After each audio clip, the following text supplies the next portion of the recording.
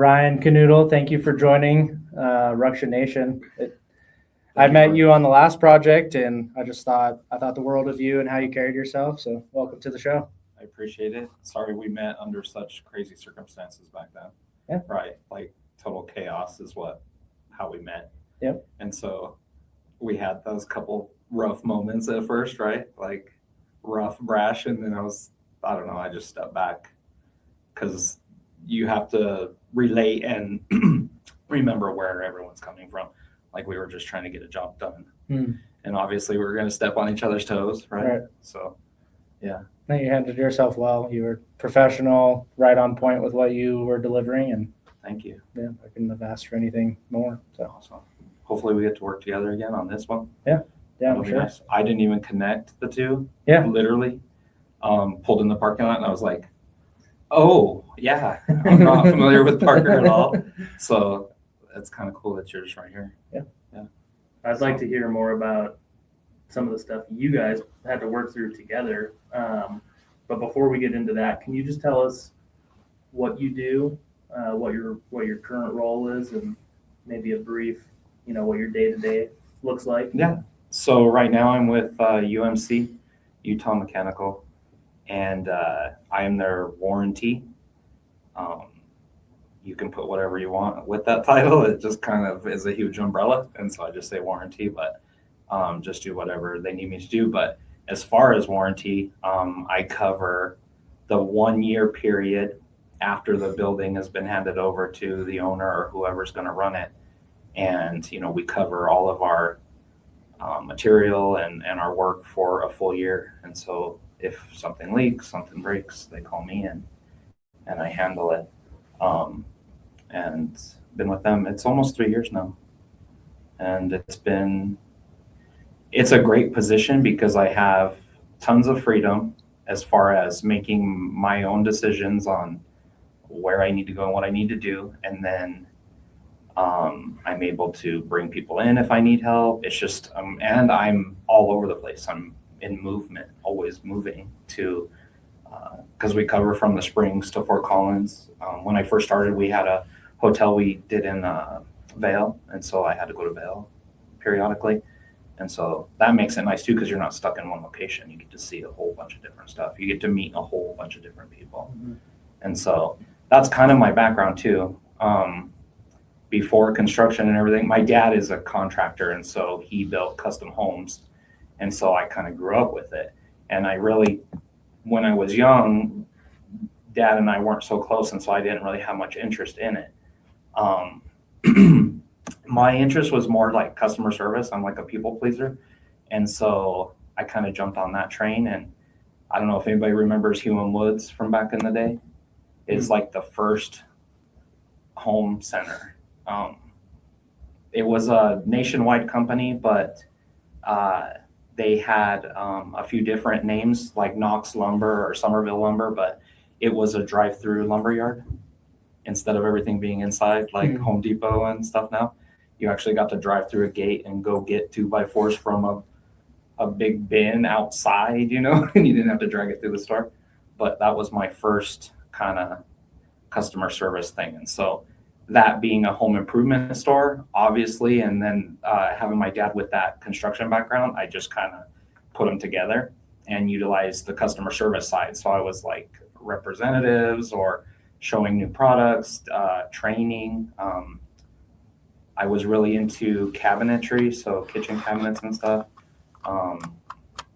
But yeah, that's kind of my background, was customer service and sales and teaching people how to use plumbing products or anything having to do with construction. And out of all of those trades and things, plumbing has been my natural kind of fit. It seems like I don't have to work so hard to do plumbing. It seems like I know it in a way. And so I kind of took off with that. Plumbing's just kind of intuitive for you. Yeah. It's hard to explain, but electrical is probably the one I don't get too involved in. But there's something about plumbing for me too is like so satisfying at the end of the day. Like I've done little stuff, like fixing a kitchen or bathroom or putting in a new sink or toilet Yeah. or whatever, but like at the end of the day, it's so satisfying to have a working plumbing system. Yeah, no leaks, no problems. Mhm. That's the best. Yep. Yeah. With the multifamily that we do, UMC is multifamily and hospitality type stuff. So you're dealing with high-rise buildings. And so my most recent adventure has been with circulating systems, all these big buildings and circulating systems. And I mean, I have construction background and everything, but this is the first time where I've been able to bring all of my knowledge together at the same time and you utilize it, from seeing problems my dad had with building. And then I have a short spurt of property management, maintenance and things like that kind of stuff. And so working with your local jurisdictions for fire suppression and all of that, like I just kind of, it's like this is all fitting together and I can bring it all in one place and pull from those, almost like those files. Like, I remember that, I did that, like, this is what we did then, and this is what we can do now. So would you consider your current role, are you a warranty manager or are you hands-on or both? So when I started with UMC, I kind of created this position. They had someone covering warranty, but it was like, when we get a call, send him. You know, he's got the van, he's got the tool, send him. And now I've built on it. I've grown to where I've brought in, you know, I get real familiar with the property management team that's there because I've been there. And then the construction side, the GCs, I kind of like to be able to work directly with them. And so, yeah, sorry, I kind of get rambling and then I lose track. So you'll have to bring me back on. So you created this position and you've molded it into what? Are you? I feel like it's administrator. Like I'm literally administrator because I'm taking the calls, I'm doing scheduling, I'm doing the materials, I'm coordinating labor, job costs. Like it's kind of every aspect of it. So you really are pulling from all of your previous experience. Yeah. Number one being customer service, because you interact with, whether it's the developer, GC as a customer, or like homeowners that purchased or are renting units. Yeah. It makes it easy to go into an occupied apartment when I've already been in that industry. And it's funny because maintenance guys, you know, that I'm walking up to the unit with, because a lot of companies, they want their employee with you, which is how it should be. But there's sometimes I'm like, wow, this guy's so green. Where did he come from, you know, or what have you done? And I feel like the dad all the time because I'm constantly just barfing up that knowledge. I want to share it all the time. And it's not, you know, like you're doing your job wrong, this is how you should do it. It's like, you know what? I used to do it this way. You know, I've done what you're doing, or, you know, but I'm the pal. I like to pal up with those people. It makes it so much easier to work with them like that, you know. And way back in the day, I went door to door and I sold Kirby vacuum cleaners. Like when I was a teenager, and summer breaks and things like that. I had a friend that was a distributor in Arvada. And so he'd let me literally just for free take one in the box and go try to sell it. And he was going to Nebraska. And so we were going, and I would like to pick towns where I didn't know anybody, you know, because you never want to knock on the door. It's like, oh man, I'm going to see you in Walmart next, you know what I mean? Like, but yeah, I used to go to Nebraska. And so Kirby, so yeah, I love the icebreakers, you know, like the knock on the door and they come and they're like, who are you? You know what I mean? You got to kind of just start. And so that was always my favorite thing. And it makes it super easy with the residents, because sometimes you run into situations where the maintenance has come, like heat situations or water temperature situations, and the maintenance is going crazy trying to resolve it on theirself, you know, on their own. And I go and I'm like, you got to reach out, you got to bring us back. And it's real simple. And a lot of them don't really listen to the resident. Like, what was the actual problem? I know they're saying the shower's not hot, but did you talk to them? Mhm. Like, or did you just start coming and changing temperatures and adjusting things? And it's like, oh, it really wasn't the temperature. It was some Teflon tape in the shower head and the pressure was bad. And How often does that happen? a lot, Hmm. a lot. Yeah. Did that happen? So, Not to my knowledge. Yeah. so one thing my company has started is these kind of educational videos through this online platform, and it's an app on your phone, and we're able to add things to it. Have you made one of those videos? Oh, no, not yet. No. I was gonna say you're gonna have to share. They've made a few though, like toilets, how to set a toilet and stuff, it's totally off of what I'm doing. I have to fill out a form or report, and it goes to another department, and that's who's in charge of all of that. And so they're creating these videos based off of my reoccurring issues that I'm coming across. And some are real simple things. And it's just because we move too fast. We move too fast, we try to satisfy too much, and I think we just forget these little checks and balances. And I'm getting up there in age, so it's easy for me to pinpoint this now because I can think back and I'm like, I remember being like that. And it's funny too because everybody wants to know why, and so you end up kind of thinking, well, what was the guy doing that day? Maybe that. Like my funniest one is when the toilet has hot water running to it. And usually where is a bathroom? Bathrooms are like in the middle of the house or the middle of the unit, or it usually shares a wall with a bedroom or something, which is an open room. So, you've got your plumber, and this is retro style now. It's not really done because it's all PEX and manifolds. But back in the day, if you had a plumber and they were running their copper tubing, through the wall, it's usually hot over cold. That's how I learned.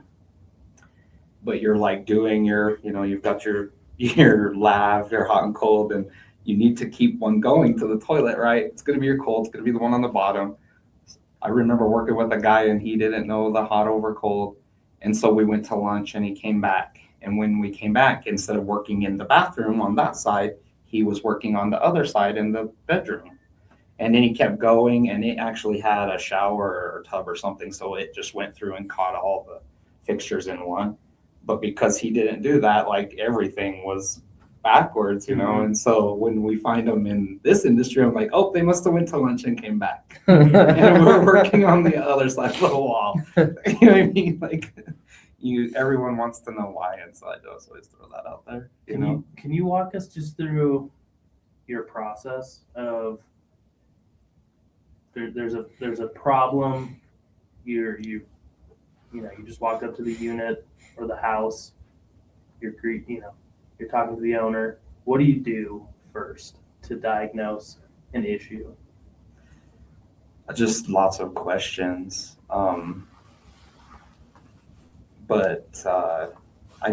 So today I had to find a leak at Emerson. We'll just use that one. And so you have to take the original reported complaint, which is there was water coming out of a pipe in the garage over the ramp. And so my process was to go and visually see it, okay, yeah, there's water, and because sometimes it's right there. Sometimes it's 7 stories up. You never know, so you just have to start where it's coming out. And so after that, I went to blueprints because I don't know where that's at. I'm down on the 3rd floor. Got unit numbers, went back to maintenance, what units on these stacks are occupied and what's vacant. Let's address vacant first. Let's go under the occupied. Because obviously if there's, you know what I mean? And so there was literally just one occupied unit in this whole stack, and it's at 7. It's right in the middle. And so just kind of, what do you say? You're just checking them off, So as far as that goes, I went to the floor right above the garage and opened up the wall to expose the pipe. Because sometimes you think simpler things like a clean out. Usually that's probably gonna have a clean out. So when I went to Blueprints, it's a washer box line. It's designated just for all the washer boxes, the whole stack all the way up. And went to that one, cut the hole with the pipe exposed. I had the maintenance go to the next unit above and run the washer. Their front cycles, they have like a quick 15-minute, and it drained, no water. And then he went up to 16, no water, or 6, no water, and then 7, the occupied unit, and there was water. And so just kind of process of elimination. Yeah. I went to 6. Actually, what I did before I went to 6, I have a camera scope, and I use that thing a lot. If you can put it in the hole and look in there, that's what, And so I opened that clean out that I exposed on the 4th floor and went up. Because usually it's maybe a screw or a nail you're going to see. And then I can use my locator and exactly cut a hole exactly where it's at. And so that's pretty much what I did. I'm sure every situation's unique, right? Yeah, I would say that's a simpler one. The leaks on DWV, I think, are simpler. If it's fresh water, it's a little different. With Emerson being concrete and only having penetrations for the water to move through, it's a 50-50 whether it's just that pipe or is it coming from another area to that hole in the floor, And so you're thinking big, but you can't think too big because you'll overlook something small. Like I joke about this, being in maintenance and having work orders coming in, you can see a rhythm to it. Garbage disposal, dishwasher, stuff like that. And, sometimes you just need to see if it has power. Like, it's not anything wrong with anything. It just isn't plugged in all the way, or that outlet is dead, or it's a GFCI and you didn't see the button back there. Like, I just see that so much. And I remember being that way as a younger guy. Is that why when I call customer service for my internet not working, the first thing they have you do is unplug and plug back in every time? Even when I know I cut the line in the backyard installing sprinklers. But it's true too, because start simple, right? Start simple, start cheap, and then work your way up to. Because I've had to troubleshoot boiler situations. We had a property that had some pretty good sized boilers that just had problems staying.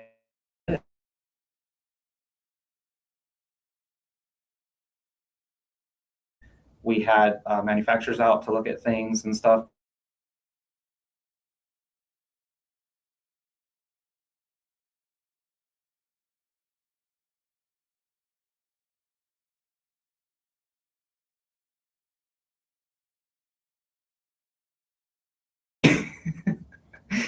I heard papers rustling, like he was in a book or something. And I pulled the owner's manual off the side of the boiler. That's it. Even big ones have them in the sleeve right there. And I went and he literally was taking us down the checklist in the back. Mm-hmm. And I had to cut it short. Like, we've done this numerous times. We have checked all of these. It's really coming down to a design thing. And he just really stuck to how he interpreted from the installation instructions. And so even like talking to the manufacturer reps and stuff, and I'm like, you guys need to rewrite your instructions. Like, they're pretty bad for an engineer to design it wrong. That's pretty bad. But yeah, simple is usually 99% of the time I see it's simpler things, not always great grand. You got to have faith that the people had some grasp and were doing something halfway. What's the most common issue you run across, just in general, as a warranty manager for a plumbing company? Right now with UMC, it hasn't had, because we've done a lot of preventative like training and stuff, but our guys covering pipes and not getting construction debris, down there. And even before UMC and working with other companies, like I've even done it. You literally play soccer sometimes and it's like a hole in one when you put it in the toilet flange. You know what I mean? And I've had a lot of new residents moving into units and backups, and they call Roto-Rooter and they're like, they can't get through. And so I come with my camera and really do like a water dissection. Yeah. Or a 2x4 or a hammer or pliers or What's the wildest thing that you've seen in a toilet? So everyone knows what, and now I'm forgetting what it's called, where you do stuff in the tank. Oh, the upper decker. Upper decker. Yeah. I had a resident and maintenance had been in there. They wanted me just to replace the toilet. It's terrible. But you would like it was clean toilet, nothing was wrong with it. But you'd go in and flush it, and the bowl would just kind of slowly fill up and hover and slowly go down. I camera snaked lines. I didn't think there was anything wrong with the toilet. It looked perfectly fine. And when I took it off to do the camera down the camera snaking, I put it in the shower base and tipped it over. And I could see the rim like under the seat, where the rim jet is. And it just had this nasty like chunks and stuff. And some of the holes were covered and everything. And so I started investigating and then went to the tank. Because I pull the cover off when I pull a toilet so it doesn't fall off, but you don't look in there. It's usually gross anyway because condensation and stuff in there. But yeah, it was nasty. And so the lady kept checking on, because I was determined to figure it out. And the lady kept coming in and checking on me and asking me if I figured it out. And finally she came in and I'm like, I think she's doing this because she knows, let's just see if she knows. We've been talking enough. I think I can go here. And I'm like, do you know what an upper decker is? She's like, excuse me? And I'm like, yeah. So I noticed you have some teenage kids and stuff. Maybe somebody was sick and threw up in the tank or something, and then you guys flushed it, and it's clogged all of the rim jets and stuff. That's why it won't flush. Because I would dump a bucket in it, like flush. You know what I mean? Like that was part of because you're accumulating information and data. You know what I mean? Like, why did it flush with the 5-gallon bucket? That's right. Let's keep going. It's in the pipe. But yeah, after explaining that to her, and I just hooked the hose up to the shower head arm and just ran hot water through the tank. I put it back. Because I use waxless rings if I got to put some back and I'm not sure if I'm going to have to pull it again. And so I put it down and just ran hot water and kept running, and you should have saw what was coming out of them holes. And finally that toilet was clear and it was working perfectly. But I know that's what happened. That's got to be the most recent. But I mean, I found, you get a clogged shower and they have those grates, that you can remove, and then it's just a pipe, and there's like underwear wadded down in there, or, it's just, yeah, people do funny things and I'm not afraid to ask. Yeah. How shocked is everybody's face when you're like, I have no humility. I just don't. And I feed off that when I'll push that little button a little more because I want them to experience what I'm doing to fix it and clean it up. Or one time when I was a maintenance supervisor for a company. And I got a call at like 2:00 in the morning. This was like the last straw why I don't do building maintenance and stuff anymore. 2:00 in the morning, I go to this unit. I'm racing to get to this unit because he says the toilet is overflowing. And he's like on the 6th floor of a 16-story high rise. And so if a toilet's overflowing and you're up that high, like that's going to be, I'm racing. And so I get to the door. We always have permission to enter, and at this building it had the fob. Nobody answered the door. So I go in like I'm the police. Nobody answers. I'm going back to the bathroom. That guy is on the shitters, like literally on the toilet. And I'm like, whoa, what is going on, man? Did you bring toilet paper?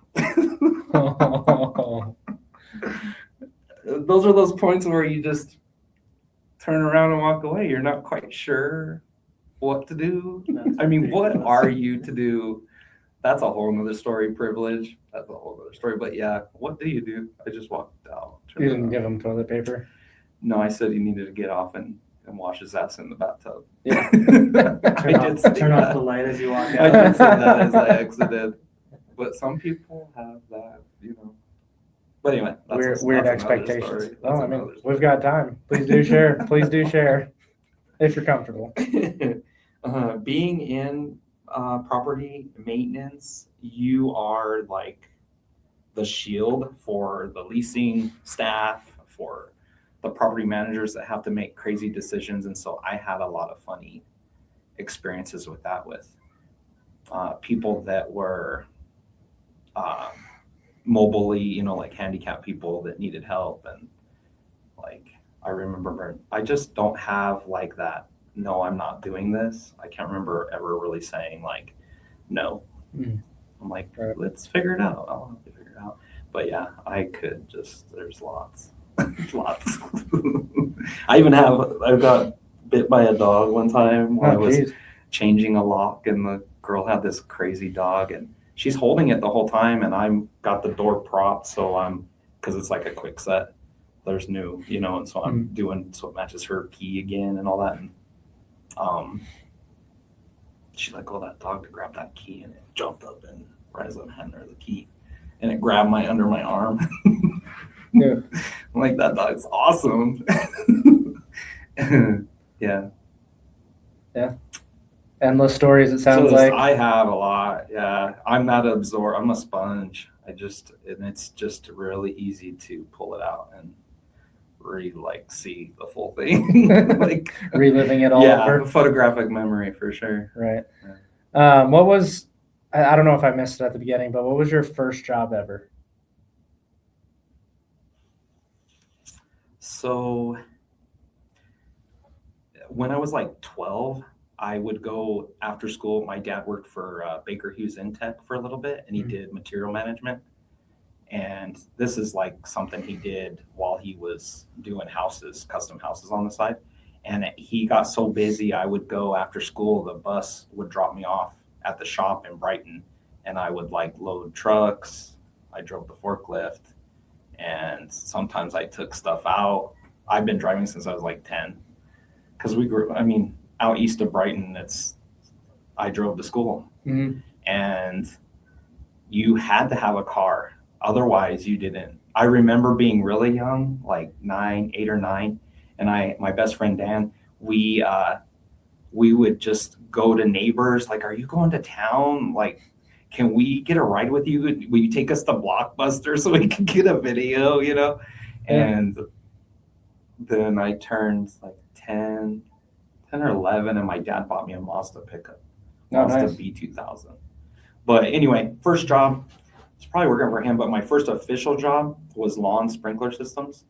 I was 15, I could get my permit finally, and I worked for this guy that used to work for Mountain Bell, and he retired. And when he retired, he was able to buy some of their old used equipment, so he had like ditch witch and stuff like that.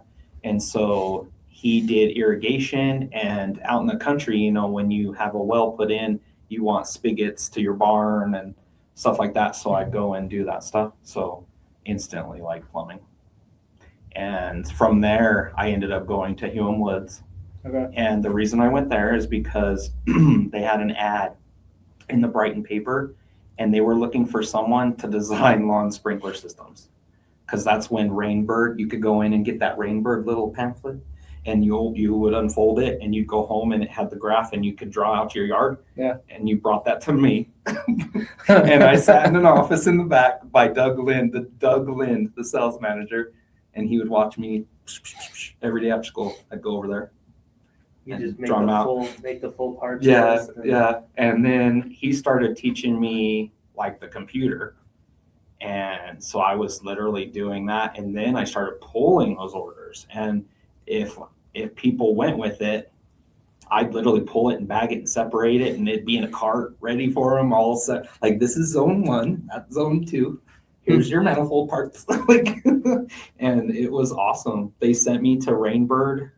They had a thing down in Denver, And I sat with a bunch of guys and they showed us how to utilize that little pamphlet, maximize on it. You know what I mean? That's But, fascinating. That's yeah. awesome. So that, I guess, that's kind of the transition. And like I said, it's always been around construction, and plumbing has always stuck out. It's literally the thing. Yeah. What's the appeal, if you could put it into words? Water. Really? Yeah. It's some people, especially like now, I was talking about dealing with all of these circulating systems and return and velocities of water and stuff like that. It's easy to see it, you know? Yeah, I'm like the human flow meter. No. But, like most recent problem that we're dealing with is a team that was a little bit rogue and didn't follow the print exactly. And it's been working. The system is working, but it's obviously not efficient. And there's a lot of heat loss and a lot of other stuff. And so I've been doing my cut a little hole and stick the camera in there and like, what did they do right here? Because, it's joining multiple risers together, different. This building has the funniest kind of footprint. It's very in and out, side to side, like their elevations change. And so the pipes do that. And so, yeah, that's been, but explaining it to other guys when they come in and they're trying to help me, and I'm like, yeah, so that and that. And I'm like, I can literally see the arrows on the pipes almost, like I couldn't understand it, and then they're like, no, and I'm like, shut that valve off right there, and this is going to happen. It's going to go over there, So I don't know. That's been my favorite, to get into hydronics. We did that geotherm property. That was kind of like our first big geothermal project. I'd like to really get more into that. And then we just did another property where there's no gas. It's electric with heat pump. And it utilizes the heat pump primarily to heat its domestic water. And it is ridiculous to see that work in 32-degree weather. Yeah, and it's kind of crazy too, because you think of those compressors, it's like big motors, right? And you're like, this takes tons of energy to start those, to make them go. And then you're talking to the manufacturer rep, and they just use the word energy. And I think it's funny because they're like, this uses way less energy to obtain your hot water than like electricity and stuff. And you kind of have to really kind of break it down and think about it, right? Because what is energy to that guy? Because you think energy to some people is money, right? And so you're like, that's less energy. They're like, oh, it should be cheaper to operate. The problem with that is you've got the electric as a backup. And so it functions in 32-degree air, but it's not the best. And so the electric starts to help. And it's like, okay, where'd your energy kind of number go now? And so I don't know if it's there yet. It definitely is enough for people to try it. But the same with geotherm. That water is 52 degrees. Like, so that's my next venture, is heat pumps and stuff like that. But UMC is HVAC and plumbing. Right. And so I get to dabble with both all the time. And hydronics is, that's what we're doing in these buildings. Yeah, that's what we're seeing in all of ours now. Haven't had the opportunity to experience anything with the geothermal stuff. Very interesting. It is. Yeah, I would say you're kind of in a niche position within the construction industry, and a big mission of ours is to talk to a lot of different people within the industry, whether you're boots on the ground digging trenches and throwing pipe in the ground, or you're in estimating, or your PM, superintendent, warranty. There's just so many options that people don't really know about. People hear, oh, you're a plumber.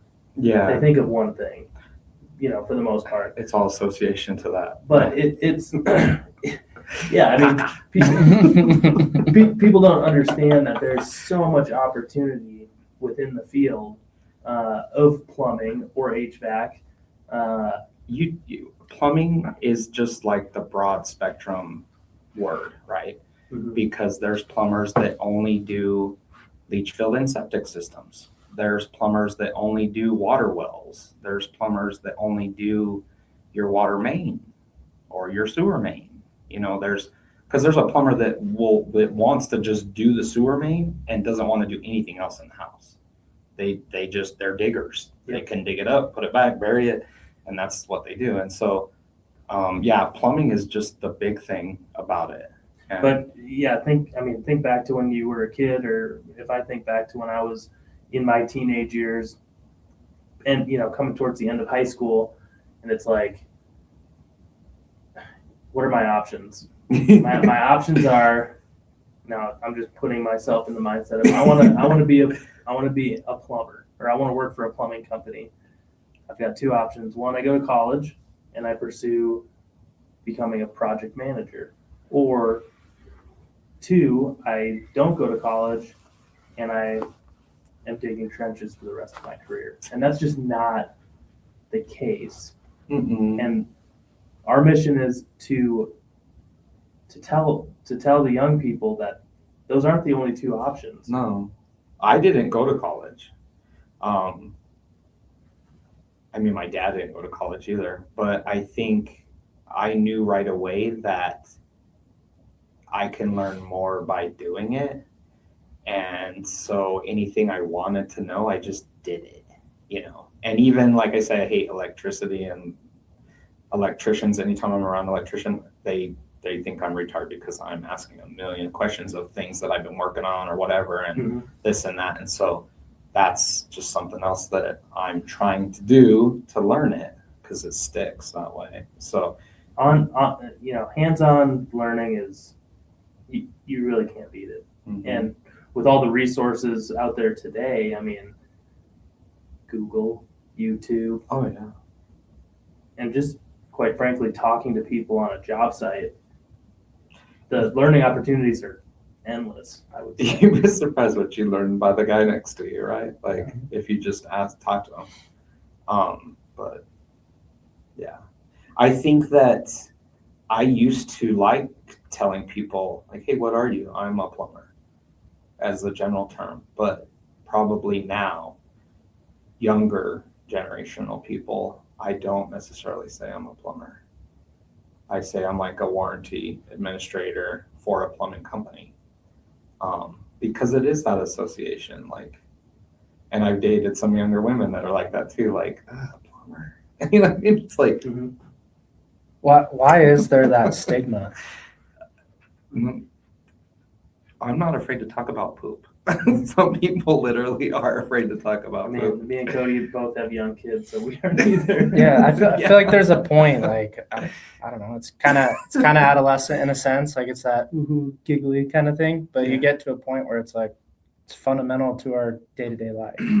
It's a need, and why wouldn't someone want to, I don't know, tote that around? Like I had a little eye-opening moment just from, we're watching like the Yellowstone prequels, and they talk about like indoor plumbing, like just becoming a thing back in the late 1800s or whatever, and you kind of sit back and think about that, and you're like, oh my God, we are so spoiled. Yeah, and like, really, to anyone listening, step back and think about, if your poop has nowhere to go, like, life looks a lot different. it was chaos when we didn't have toilet paper. Oh man. Chaos. Back in 2020. Yeah, chaos. Just for that little thing. I have a mountain of it at my house. No. You backed up the truck to Costco before they put the limit on it. Yeah, I heard about the limits coming. We loaded up. Well, just bring the forklift out here. Yeah, but it's every day. It's a thing that someone does, but it's also a prideful trait. I think it's something you guys all should be proud of. Being a plumber, being an electrician, being a tinner, whomever. The list is vast. It's long, but no, any trade. To say that you're a tradesman, that's the pride part of it. That right. you because not anybody can put two boards together, honestly, you know, and so everyone has their niche, and I think that they should always be encouraged to find it, to seek it out. And I mean, this is a side note, but you know, a lot of people go for money and stuff like that.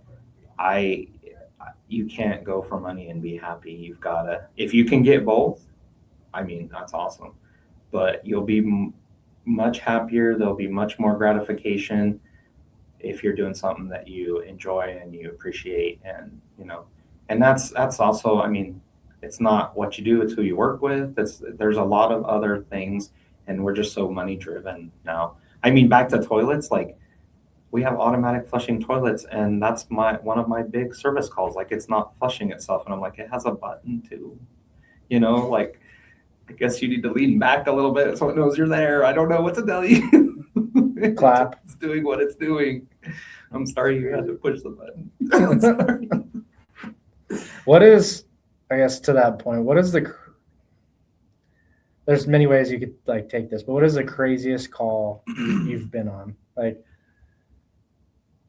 You know, does that make sense? The funnest ones are, and this is back to property management, the floods, like when someone hits a sprinkler head. Or I know one time I had a guy hit one of the drum drips in the parking garage, and it was a convertible Camaro. And he had to abandon it, and it just kept spraying in it and spraying in it and spraying it. And the guy's like, please turn the water off. And I'm like, no, I can't. The fire marshal has to turn it off. You know, I probably could have turned it off, but I didn't want to turn it off. I mean, people having sex, there's those always, you know, and you wonder if it was intentional. It's like, you told me to come. I didn't wait a couple hours. Yeah, I didn't wait a couple hours. I've seen one of these. But this is to all the maintenance people out there. You know what I'm talking about? You have to take that elevator a lot, and you see those people over and over and over again. And over the course of a year, it doesn't take long. You build these relationships off these little short, you know what I mean? Yeah. And so I'd have to say, like, a maintenance technician is probably the most colorful job you could probably ever have. And I say colorful because it is everywhere. I mean, you are counselor, you get those older people that just want to talk, and you're like, was anything actually broke? You know? Yeah. Do you need remotes or batteries in the remote? You know? And I've dabbled in the senior, like, you know, and so yeah, there's just. Well, I mean, you're working in these people's home, mm-hmm. So it's their safe space. So you've got to put yourself in that. You've got to put yourself. Otherwise, it's going to be hard to do what you need to do, right? Yeah. Especially with plumbing, pulling toilet. That's another thing. Plumbing, pulling toilets and stuff. I'm that courteous guy that's like, hey, you want to come in here and take your toothbrush and all the stuff off the counter that's right here at the edge by the toilet, right? Because when I take this thing off, like, that's the trap, right? And now gases, and like, you've all seen those videos where they show what happens when you flush a toilet, how it kind of effervesces like out of it. Imagine no toilet and just an open pipe. And you know, some of these sewers are so they've got so much air running through them that, I mean, it takes your breath away if you're over the top of it. That's such a courteous thing, though. Is that something that you've always had, or was that a learned thing? Sure, no, sure. I mean, because there's just people that you know that just go in and they're just check a box. I got to do this. It's a job. It's whatever. But going that extra mile. Yeah, I mean, it's a case by case, because you know, you had a bad day or whatever, and you're gonna do shortcuts and stuff like that, or you don't let anything outside of what you're doing affect you. Sure. You accept that you're here, you have to do this, and let's make the best of it, you know? Let's make this lady laugh, or, you know, I don't know. It's just making life easier that way, you know? It's making the day enjoyable for yourself and everyone you're working with. Because we've all been there, right? Mm-hmm. We've had those terrible, and it builds. It's like a drink you drunk, and it's like, until that drink's out of your body, it's just, you're this way. And so, And again, this is all stuff that I'm sorry comes with age. Mhm. Age has really been hitting me probably recently. And I think we talked about it a little bit, I don't have kids. I've been married, but I feel younger than I am until probably most recent. And it's dealing with parents Sure. and seeing what's might to come. And so you start thinking. And so probably the last 3 or 4 years, it's been that slope like, oh, yeah, okay, I'm getting up there in age. I'm going to be 46 this year. So you think it's seasonal, right? Yeah. Yeah. Yeah. Roll with the tides. Yeah. Right. Yeah. I think Circumstantial. I'll tell you here, the biggest. Hold that thought. You have a trait that blew me away when we first met, and it's something that I've like I spend time looking at the man in the mirror, and it is so easy to get consumed by anything, chaos, and I loved watching one of your coworkers just walking with you and was like, we need to go. We need to fix the issue. We need to move faster, Ryan. And you just watching you and how you approach the scenario or the situation, you walked slow, not intentionally, but you just walked slow. You looked at the area, you took deep breaths, and then you matched people. Like you just had stern, you just grabbed the person, and I'm not going to say any names, but you grabbed that individual and you were stern with them, but you were calm. And I was like, that's exactly where I strive to be in every scenario. Obviously I'm human. I'm not always that person, but the way that you just carried yourself through that situation, you didn't miss anything. Everybody gravitated towards you because you were fixing the issue and you weren't just knee-jerk reacting, where everyone in that scenario was like running around as if their hair was on fire and they would have missed 5 things and then it just would have prolonged that issue. But so I just wanted to applaud you. I've never told you that. Oh, thank you very much. It was, I noticed it. You walked in and it was how you walked. It was how you talked. And there was even a moment where you're like, just go on a walk. Hold on. Just think about it. Let's just think about it. Nothing's changing right now. It's only going to get worse. Go take a walk. And then 5, 10, 15 minutes, I come knocking down. What's the plan? and then we were able to talk, Yeah. So I don't know where that comes from because a lot of people kind of point that out. And I have ADHD, so I blame that because I can rip stuff apart, and see the separations.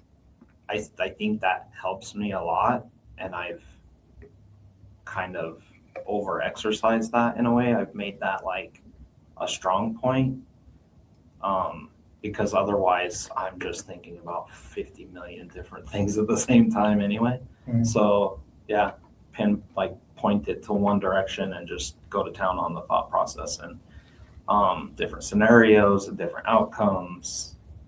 But try not to. I don't like blame games. I don't like, and so I really try to break that down and try to divert or ignore that, Yeah. But yeah, I've been there where you're freaking out and there's 5,000 mile an hour things going on, but nothing helps better than stopping. It was just nice because everyone was like sharing their 2 cents in a chaotic way, and I was like thinking my thoughts, and then you strolled in, and I was like, oh, this ain't my first rodeo. I was like, sweet, he's calm, I was like, all right, cool. We'll let him. I'm gonna step away. We'll let him work through their own issue, and then we'll reconvene once you have a minute to grasp it. That reaction is a perfect example of slow is fast. Mm-hmm. Like the perfect example. We talked about it earlier in the podcast. We just go too damn fast. And there's a time where you need to have intensity and you need to move with some sense of urgency. Yep. You need to do it. But it's not. That's it's not every time. That's it's not a every learned time. trait. Mm-hmm. It's not every time that you're doing sense of urgency. You're yeah. bulldozing through every scenario. You need to stop, realign, readjust. Nobody likes a powerhouse. Though. No. I mean, every once in a while you need one, right? Sure, definitely. There is But- a time and there is a place. Not all the time.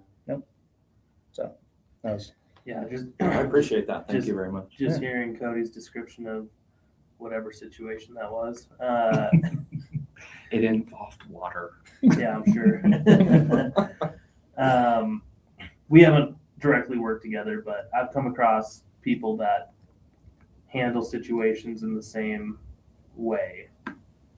Calm demeanor, take it slow, get all the information, come up with a game plan, go. No pointing fingers, no dwelling on why it happened, unless it pertains to fixing it. Do you think that just comes with experience? Yeah. Scenario, like working with maintenance guys and having to have them alongside you while you're investigating and collecting data. They want to know what's going on the whole time. It's like they're watching a movie, right? What's that mean? What happened there? And so you tend to over-inform based on hypothesis in your head.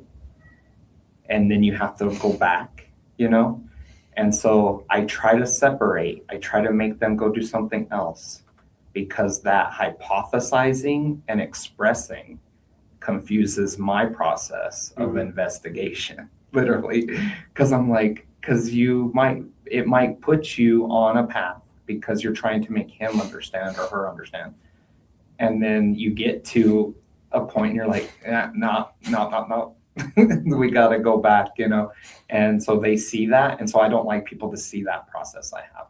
The hypothesizing and I'll run around like crazy, and when you're working in a 17-story building and you're working between supplies and returns that are on different floors. I mean, I'm running, I'm checking, I'm like, okay, that didn't make a change. Let's try that. You know what I mean? So yeah, that is definitely learned, definitely, because otherwise, if you're just going to go down the stream, it's that hypothesizing, that expressing, the confusion, you know what I mean? So yeah, for sure. Learned.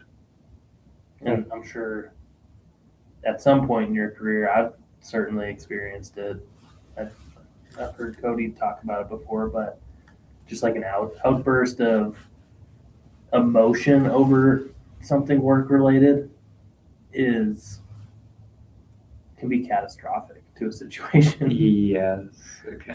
I mean, we all get emotionally attached to our jobs and to what we're trying to accomplish for good reason. But gotta have pride. yeah, if you don't have that in you at all, I feel like there's a slight problem. Do you think that's the link in tradesmen? Pride in tradesmen? I think it's a component. I think it's Because a large without component. Pride, like you're doing something that's not yours. Mhm. You're building something that you might not live in. You're working with a company you don't own. Well, it's not easy. It's not easy to build these places. It's a major challenge for months, years, and extending into a warranty period that it's A portion of life. Yeah, it is. So 3, 4, 5 years. if you're not challenging yourself to successfully build something or get through a warranty period and fix all the issues within that warranty period, then like why are you getting out of bed every day? Yeah. So yeah, I think you have to have pride in this industry. It's just like letting that pride take over. That's the problem. Mhm. You need to control that. Yeah. And I think that just comes with experience because I feel like it's always the young guys. And it was definitely me early in my career was just try to power through the situation and overpower people where your best assets and allies are all in the room. Everyone needs to contribute, and whether that's contribute knowledge, skills, or just hands, Yeah. you kind of need everyone to get through most of these challenges Mhm. as a team.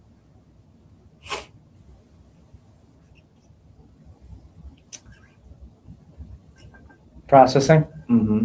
What are your thoughts on that? What's your I don't know. It's easier to talk about it now, and because I've been in it for a while, but I'm thinking about what younger guys are interpreting and things, on the job sites. And we're kind of in a weird scenario right now. Not a scenario, but in a weird There's time. a shift in the manpower for all industries right now. Mhm. It's like a generational shift. Yeah. It is. Because there's the old timers that come and go, and they're always coming back, but there's this younger generation that's coming through, and they're workers and people pleasers and such, but there's just something I haven't been able to figure it out yet. I think some of it's like false expectations. I really, really think that I think we live in the 10-second generation. And it's because it's instant gratification. You have everything and anything that you want and need at your fingertips. It doesn't work that way. So there's no like grit. There's no like, I earned this, So yeah. it's just like I want I don't know, I want food, so I'm gonna just order it and whatever, or I'm gonna drive to it and get it instantly, or I want to see what this looks like, or I want to feel good about this.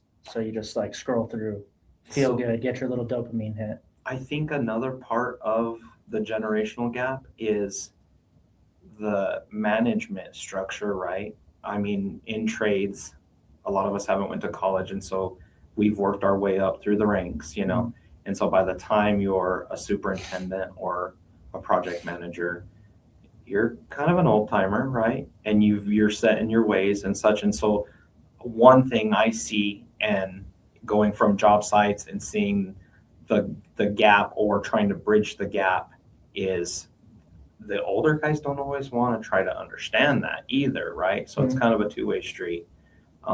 This is funny, just a thing. People that call in sick, right? This just came up the other day. There was someone that was a little upset about the reason why someone called in sick. And their reason was they needed a personal day. And we've all heard that, right? Like, I've never used that yet, but we do need our personal days.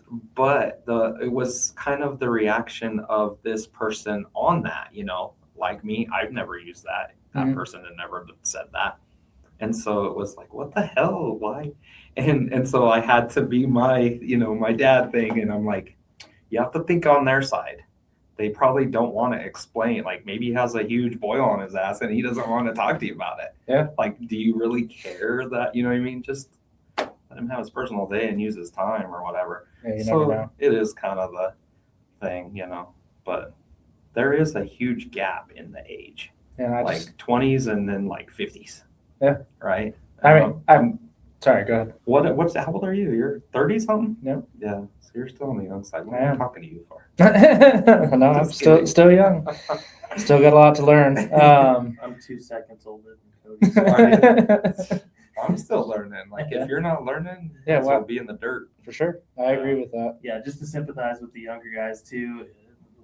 One thing that I notice is there's like this almost like looming, what's the word I'm looking for? I feel like I know exactly what you're looking for, but I don't know what it is. And as soon as you say it, it's like some of these younger guys, what I've noticed is there's a little bit of jealousy or like, is it a chip on their shoulder type thing? Well, like some unfairness. Like, I'm just thinking of some of the guys that want to buy a house, and it's very challenging for a Gen Z, 18 to 30-year-old to go and do that at this point, because obviously the housing market has increased tenfold and wages not so over the last 20 years. So and it's that way for everyone. It's not just for them. But I think that they come in with an attitude of like, why even try? Like the opportunity's not even They there. can't see the light. They can't see the light. Yep. But then that mentality is not going to get you anywhere. You need to look up to the older generations and realize that they've sacrificed a lot to get to where they are today. Especially people that have had major success, No, I don't care. You can take maybe the 0.01% that are trust fund kids or won the lottery or whatever. Yeah. But 99.9% of people that are successful have sacrificed and earned that success in one way, shape, or form. I could see jealousy in that. Like because there's that, I've heard this, you didn't have to work very hard for that, you don't know all the It's details. pretty easy to say without knowing. You're seeing the Someone's- outcome. Mhm. This is the outcome, which looks good now, but wasn't always like this. Wasn't able to buy a new truck or whatever. But that's another thing we were just talking about during the break is being a tradesman opens the door to so much more than just a 9 to 5. And I've done it a million times. I go to Home Depot's like my place, right? And working at Hume Woods and all of that stuff, listening when I'm in the aisle, and I've installed so much stuff for people, just listening to the people right next to me while I'm looking at this.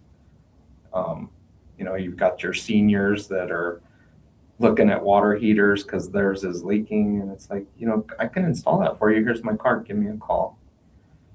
So there's just opportunity, just endless opportunities if you are open to it. Because you could not. I mean, there's plumbers that I work with that don't go to Home Depot very much because they're not doing anything at their house and stuff. But there's those opportunities aren't. They don't come to you either. You have to go get them. You have to seek them out, but they're also, it's additional work. Like you are earning that extra income by working on the side, which is not always the easiest thing to do. You're sacrificing your nights and weekends to go do that, but it's getting you one step ahead. Goals. A lot of people don't have the goals for that. They just want the money to be able to play because it's expensive to go out to dinner and stuff like that, to go to the movies, anything. So I think the money drive is to that for younger guys, or there's the guys that's, they have the goal of getting some cool wheels or something, what I mean? Beefing up the truck, something like that. But you have to have a goal. If you don't have a goal, it's kind of all pointless. Whether it's a money goal, time served goal for retirement.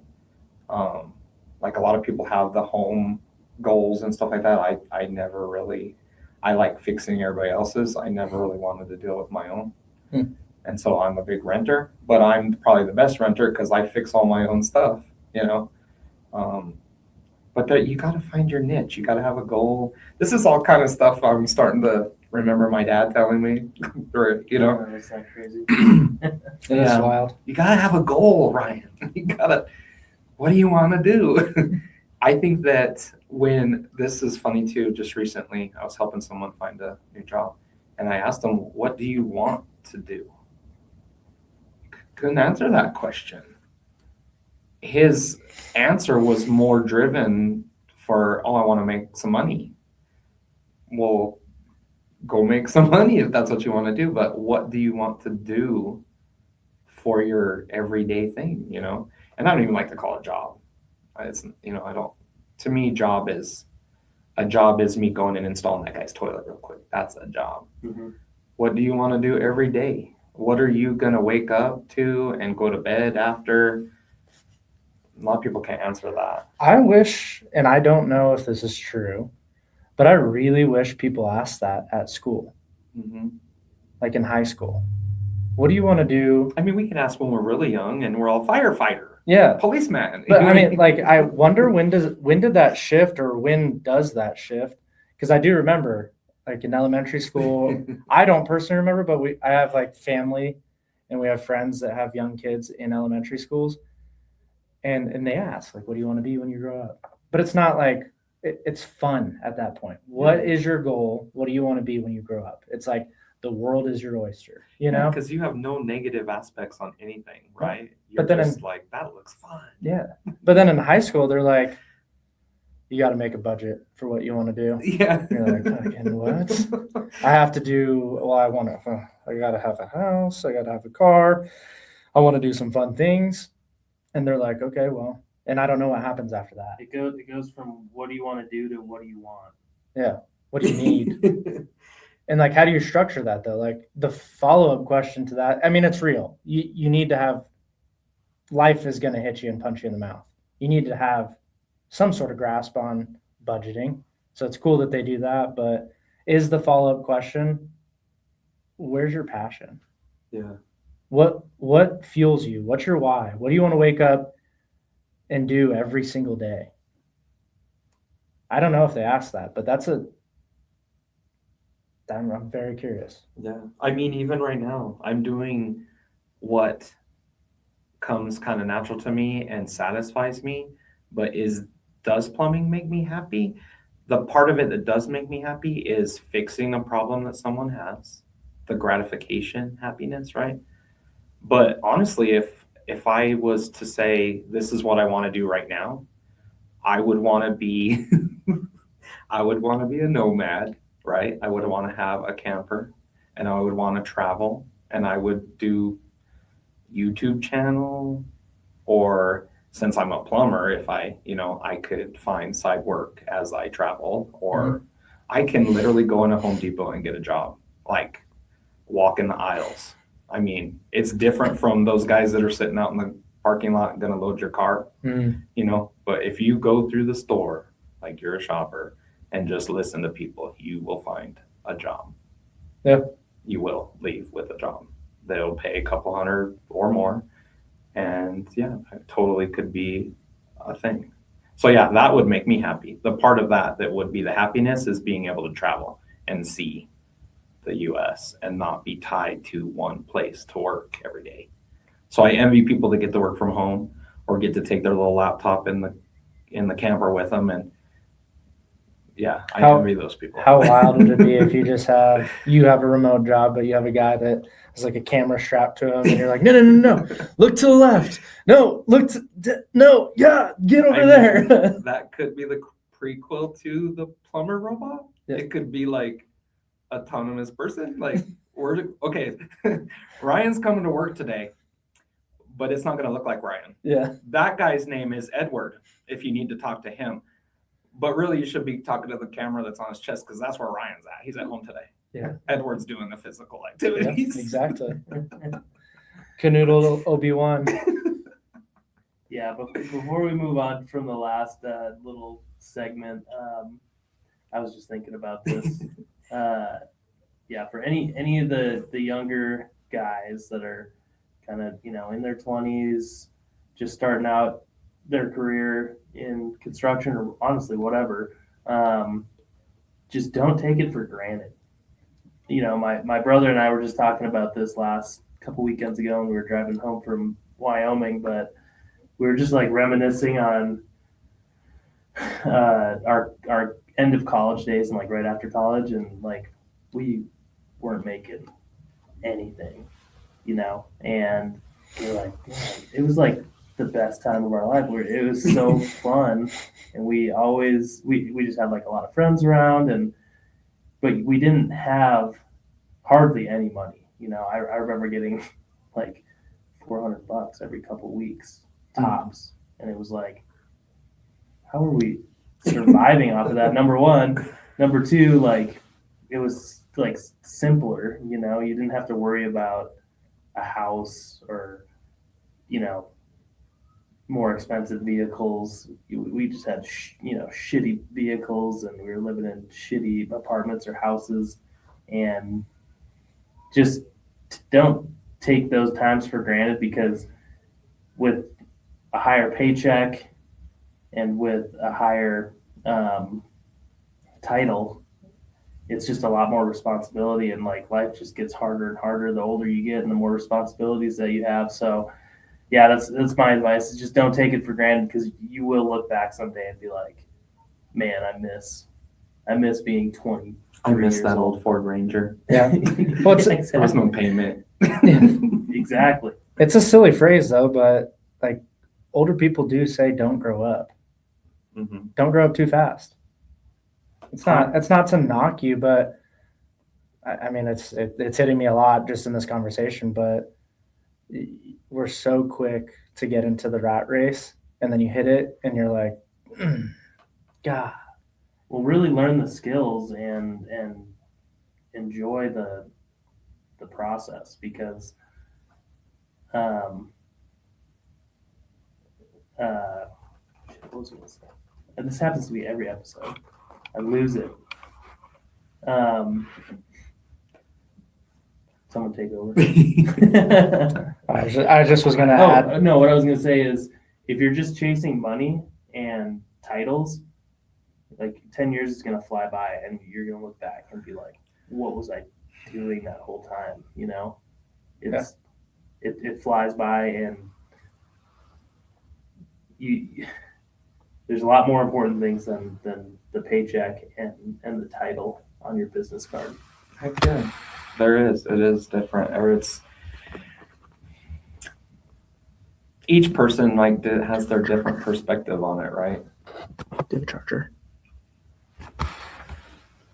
So I think it would be a little bit different for everybody. But I would like to say, anybody out there that's looking to get into a trade, don't get discouraged. Don't be afraid to move around if you need to. I know a lot of tradesmen do kind of the job hopping, and sometimes you need to do that to find your fit. Yeah. But yeah, stick it out and keep an open mind with it, so that you just soak it up. Real quick, Cody, is your screen turned all the way down? I'm going to do that. The brightness. I'm doing it right now. That'll help Yeah. out. I'm just 30%, or I think we're fine. That was deep conversation. It's good. It is good.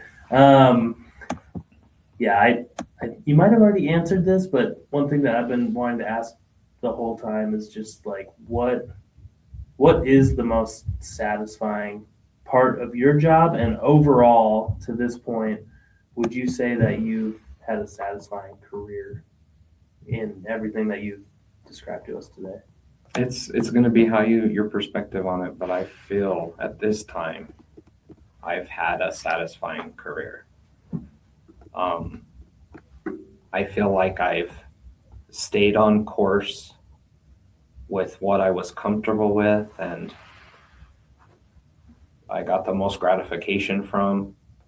But now, in my career now, some of the best moments that I've had is when everything comes together. All parties are satisfied, right? And there's no callback. There's that 3-part: your visit, doing it, and then you leave. And so there's always going to be those days at the end of the day you've worked hard collecting data and investigating and trying to figure something out, and you didn't make it. And so you might go home with a little bit of empty feeling. But I swear the next day will always feel better. After you've closed that day out, the next day is always better. It's always better. Yeah. Prove it time and time again. So you can't have the perfect day every day. There's going to be the bad days. But you just have to remember the next day is going to be better. This was the worst it's going to get right now. Tomorrow's better. So, and keep moving, keep the progression, just all of that stuff that Dad told me, you know, from his knowledge of trials and tribulations. Yeah, that's it. Just keep moving, keep focused. Don't let other people change it. Don't go off of what other people are saying. See it for yourself, and it'll get easier with age. Yeah. Watch the gray hairs. That's it. Yeah, or lose your hair. One of the two. That's why we all got the nice hat collections. Huh? Yeah. I want one of those hats. Yeah? Where do I get one of those? Rupture Nation. Do I have to bring in one of mine to trade? Maybe. You want to do a trade? A little trade. Yeah, We can do some hat trading. We'll get you a hat. Yeah, RuctionNation.com. Let your friends know. Heck yeah. So if anyone's listening to this podcast right now and they're liking what they're hearing and they're like, I want to become a warranty administrator for plumbing or for anything really. Yeah, it could be anything. What would your advice be? What steps should people take? What do they need to learn? What do they need to do to progress towards what you are today? This type of position, I feel like where you are in the driver's seat, you've got to be self-driven. You have to have that open mind, to be able to look at different directions. You can't be biased on your opinions and stuff. You got to be this fluid like person to be able to be a good, because otherwise you're just going and there's warranty guys that just are part throwers, where they just come and replace parts and then you call them back and they come back. Oh, it might be this. The biggest one of those is refrigerator repairman. Yeah, refrigerators are not that hard. There's only a few pieces. But the trial and error thing, that's a lot of what service meant, because warranty is service. Because there's a lot of things that I visit that is a service, that under my investigation ends up being a warranty. It could go either way, right? And so we're always, the biggest one is clogged toilet lines, right? Because of construction debris. If a resident moves in and it clogs right away, they're going to call me instead of a plumber because they're assuming it's going to be construction debris because of the time variance, right? And so I go and as a service, I pull the toilet, I snake the line and run my camera down there to see what it is. And it's either going to be a bunch of wipies or a G.I. Joe doll or something, or it's going to be a 2x4. And so it can go either way, right? And when it's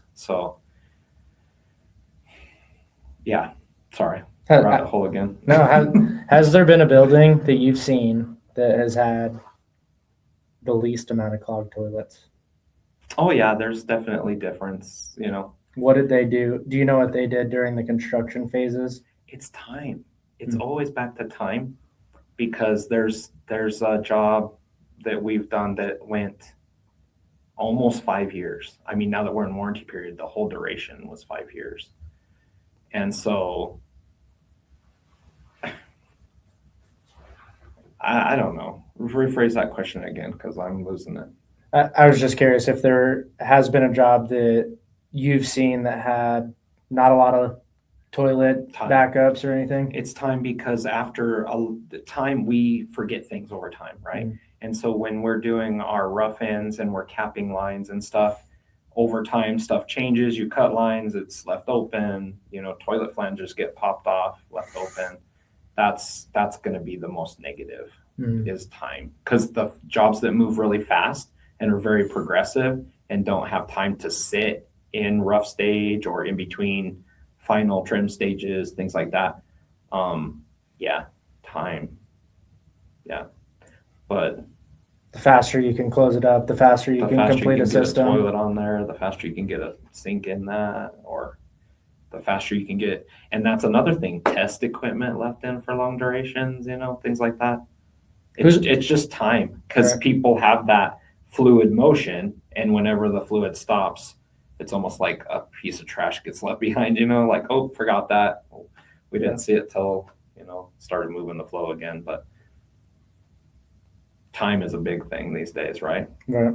Time affects everything. Yeah, You start to realize that time is the driver, the stopper, the everything. And sometimes that's the part that you kind of really don't have control over, right? But that is your in the end, all I have is my time to give, right? And so choose how you give your time wisely. It's kind of like how that kind of, so it's again how you're going to look at it, how you're going to break it down. Yeah, makes sense. If there was one piece of advice that you could give a young Knodel, what would you have given him, knowing what you know now? I mean, from a personal, emotions have always been a thing, right? Don't let emotions get the best of you would probably be my best advice to myself, my younger self. Yeah, don't let emotions get the best of you and keep an open mind to receive different things.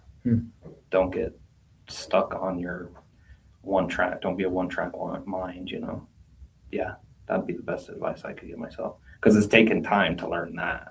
Right. And so it would have been awesome but listen to your older self. Yeah. I think everybody knows that deep down. It's whether you face it or not. Look at yourself. Like, what did you say earlier?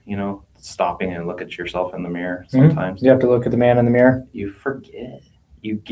We all have the ruts. We all get stuck in that comfortable feeling, and sometimes it takes some kind of derailment to realize that. Don't wait for those derailments, Don't let life take you away, Do more drugs. No. Yeah, I have to think I don't know if my dad, every time I slept, he would whisper, "Look at the man in the mirror." Because I feel like that was one of my biggest takeaways as a kid. And maybe my dad still has moments where he says it, but I everything that I do, I feel like I just have my dad's voice saying, like, "Look at the man in the mirror. Like, check yourself before you make whatever decision, Make sure you're really ready for that to happen to you." The more you understand yourself, the more you can understand other people too. Yeah, it's always in the back of my head. Mm-hmm. So I don't know if he said it a lot. I can pick a handful of times that he said it and what the scenario was, but I can't. I swear he must have said it when I was sleeping because it is just engraved into my head, into my mind. Good dads then. We had some good dads. Yeah, I think all around this table, sounds like there was a lot of wisdom that was just poured into all of us. Mm-hmm. So, before we wrap it up, I want to hear more about your dream of being a nomad and your travels. Where would you go first So, if you had got a camper van and you were working a remote job? Or doing your YouTube channel? So, being a single guy, I go out to eat a lot and I sit at the bars and you end up talking to people. And one big thing that's going on here is linemen. Is a big thing. And these people coming in and bringing their big old fifth wheel campers and stuff and their and that kind of, I'm like, that's awesome. Yeah, but one of my best friends is a lineman, actually. He's out of one of the unions in Kansas, and they're here in Colorado. So when I talk about stuff, it usually is present. So I'm talking about nomadic life and stuff, and I'm actually right now I'm building a slide-in truck camper in my garage. Wow. I have a toy hauler, four-wheelers and all of that, but if anyone that has big trailers and camping, they're huge jobs. Like even just to go, it's not like you can go home Friday night and hook and book. It doesn't quite work that way. And you need to have a destination because you can't just pull over and sleep in it. It's a big ass trailer. And so I started looking at slide-in truck campers and they're just ridiculous. And then I started looking, YouTube has been a big thing this year for me. That's pretty much all I watch because I want to learn something from it, YouTube University. But all these different people, and then I join groups on Facebook and stuff, and I'm like, I'm going to build my own. I can do exactly what I want, build it to the weight that I want, and not have to deal with warranty. I can put what I want in it. And so, yeah, started before Thanksgiving. Holidays aren't a big thing for me, so it was good to start it then. And I needed a project, like just working too much. And if you go home after work and you just sit, you need a project, or you need to get married and get kids. One or the other.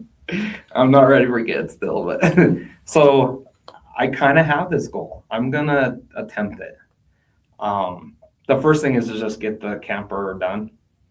And then I have a small box trailer that I'm gonna tow with four-wheelers, or I have motorcycles. And I'm gonna take like a vacation and head out. I'm just gonna explore Colorado and kind of go out. I like the western slope, and so when I was younger, I used to jump in the car and do like one night runs. Like I had a girlfriend that went to Fort Lewis, and so I'd go to Durango. And if I didn't want to go visit her, I'd, you know, end up in Montrose or Delta or something. And so there's a lot of places that I saw that I wasn't able to really explore. And so I've kept those in my head, and I've got like a map that, and so probably start with that. And like I said, I can walk in a Home Depot and get a job. And so I'm not really concerned about anything other than now I'm getting older. So I think about my age and not having a job or a career that has benefits and things like that. And so there's a lot of other things you have to think about. But the nomadic lifestyle and just being free, I like the free feeling and just being able to do whatever. And it's not even that, really. It's just,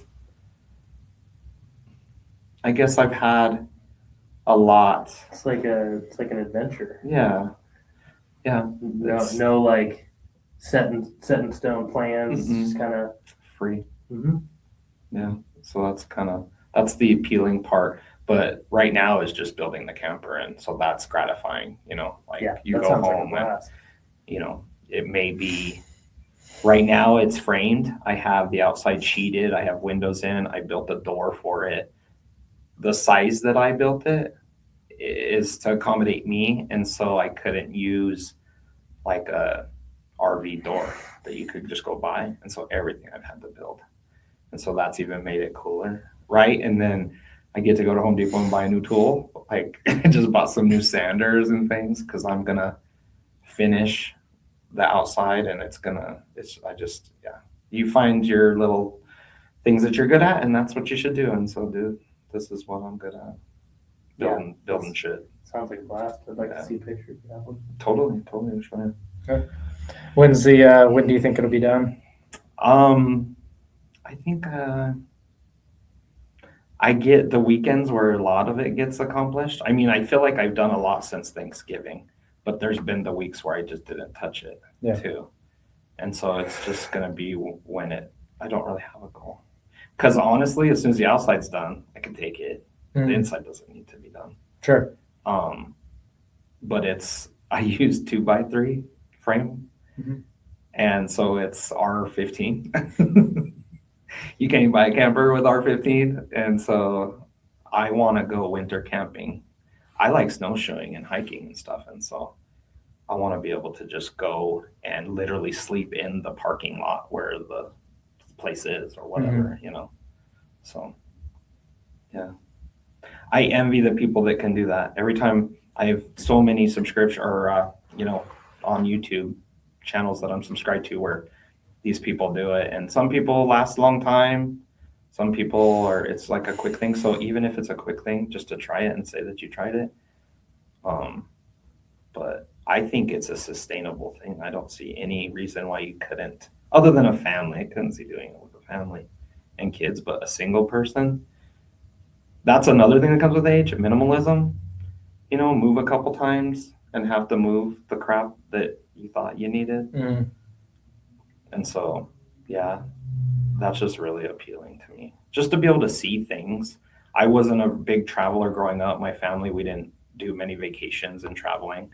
When I was 10, we went to like Disneyland, and that was a big thing. And so I feel like it's my time now and I need to start with the US. You got to see your home country before you go see others and just start working out from there. I'd love to drive the road up to Alaska. I think that would be awesome. I've thought about doing a motorcycle type thing. I bought a tent that you pitch off the side of the motorcycle so you can like pull over and like sleep next to your motorcycle and stuff. So I have these big ideas, but sometimes it's hard to get started on your own too. You got to get buddies. That's another thing. Get buddies. Yeah. Keep buddies, so that you can share stuff like that, motorcycle riding, off-roading, camping. Right. Camping's much more fun with multiple campers up there than just one, right? You're not just talking to yourself. Yeah. What was that? Huh? Did you see that? Was that big one? It gets pretty spooky. I mean, I've gone on some little like solo hunting trips, and it does get not weird. I think it's fine. I like it. There's moments. It's way fun. It's way more fun with other people. But when you're up there on a mountain by yourself, hike your butt off, trying to make a fire, and it's just you feel so small, and that part's cool, and it's calming. But then you have those little moments where you're like, "Oh, this is." I've done some like 4-wheeling. I like to go up above Blackhawk to Pickle Gulch, and I've just left the truck and trailer down and took off on the 4-wheeler and took a tent. It is kind of spooky, like. You can psych yourself out. Yeah. You need to not think about. You need to not think about anything. When you're looking behind you a lot, you're like, I think I'm gonna put my back to the 4-wheeler now. Yeah. Over here because there's something over there. It's definitely a mental game, But that's Maybe. part of the excitement. It is. Like, even when you and I went up hunting, and we're sitting there just glassing, and we're like on opposite ends of the field. And we're just like, what the like a squirrel. It's like, you bastard. You scared the hell out of me. Yeah, it's awesome. I It think is awesome. Winter camping. I've only done winter camping once. It was in the bed of my truck. I had just a camper shell over the top, Yeah. and it was Cold. I did fine. I bought a negative 10-degree sleeping bag, and I had like a ton of blankets and stuff. I was fine when I was in there. Getting up to take a leak in the middle of the night was brutal.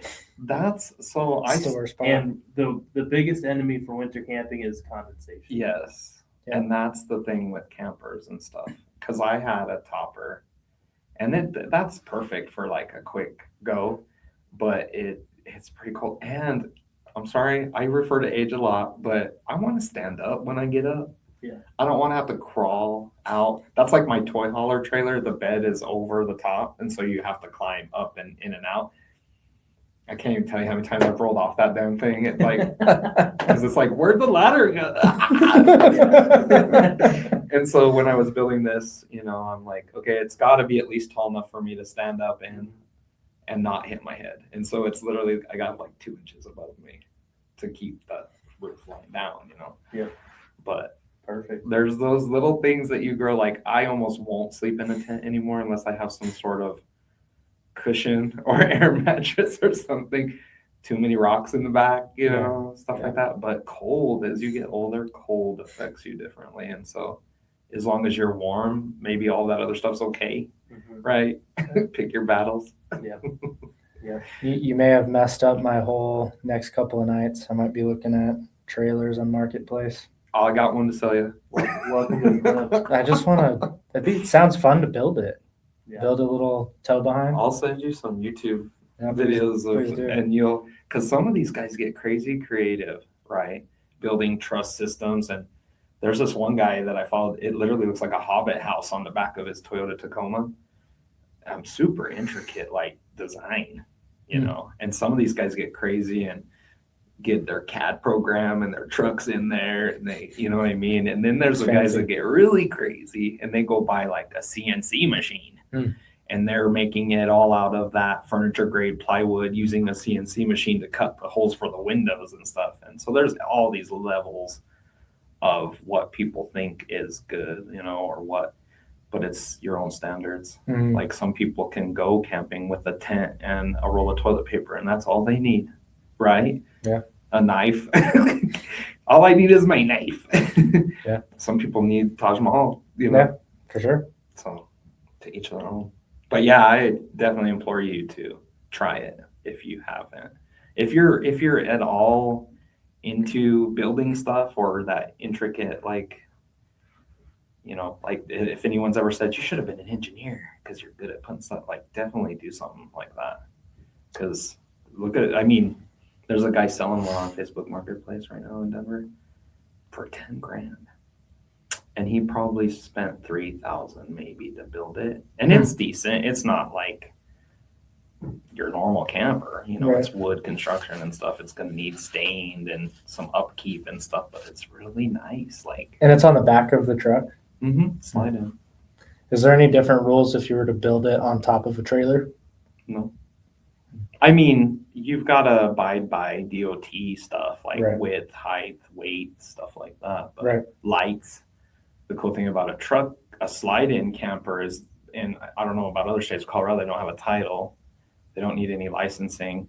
And the only reason they have lights is to make them pretty. Like, you don't really, other than height marker lights, you don't need to put lights on them or anything. Just slide them in your truck.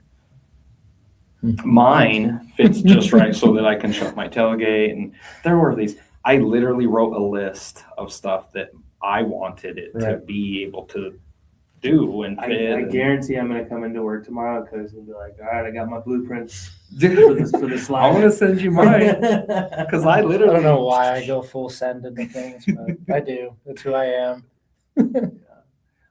Just to wrap things up for the podcast, since we're kind of getting to our time here, we like to, at the end of the show, just give our guests an opportunity to just kind of say whatever they want. If you have a mentor you want to say thanks to, if you have a message for some younger people, if you have a message for your coworkers or anyone that you've worked with, and you don't need to name names if you don't want to, but we just want to give you a couple minutes to say whatever you want. Well, thank you. First, I want to say I appreciate you guys inviting me on.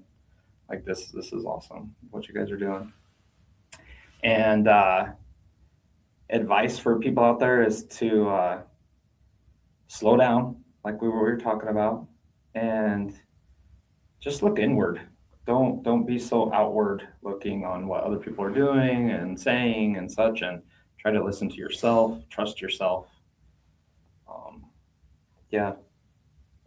If you are a dad out there, start feeding that information to your son now, because I think that's probably a big part of where we've come from. And but yeah, mentoring.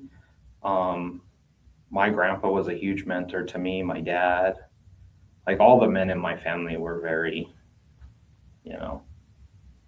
guiding.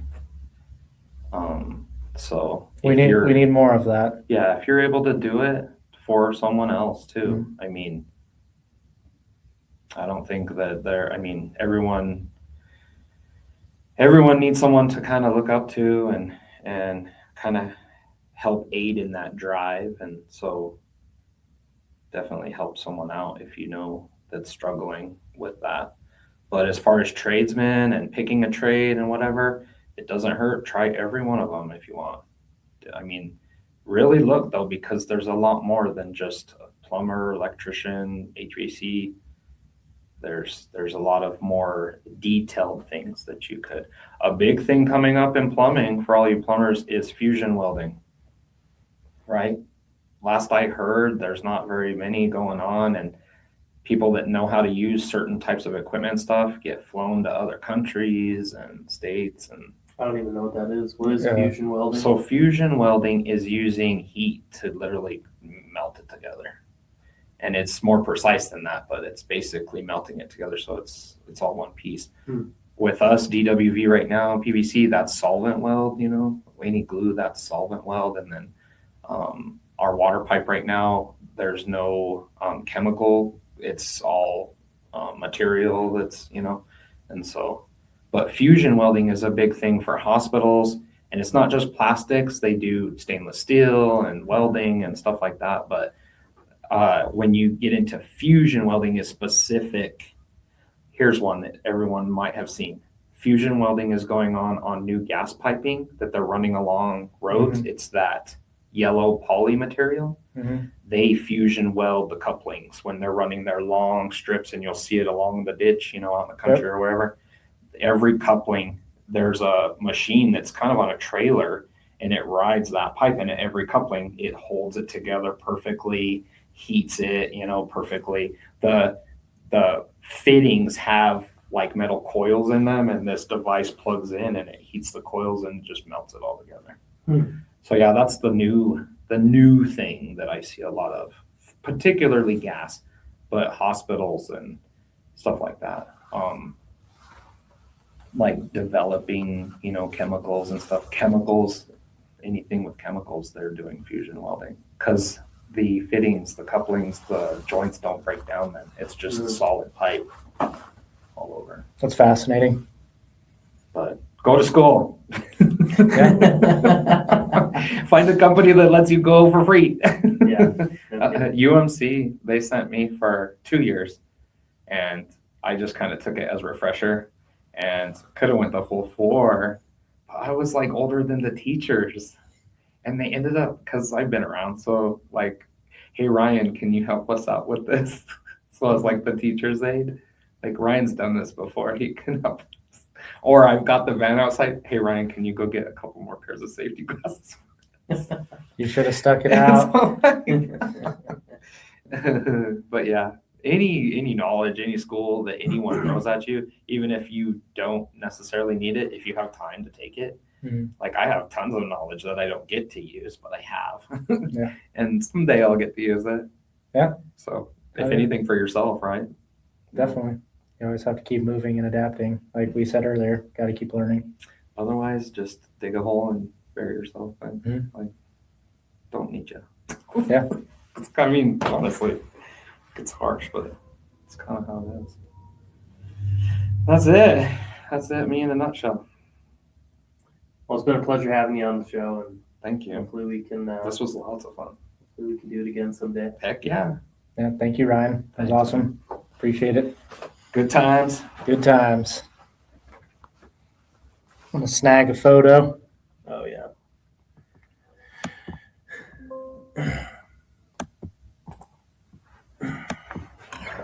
Yeah, that was awesome, guys. Yeah. Pretty fun, isn't it? You guys doing this like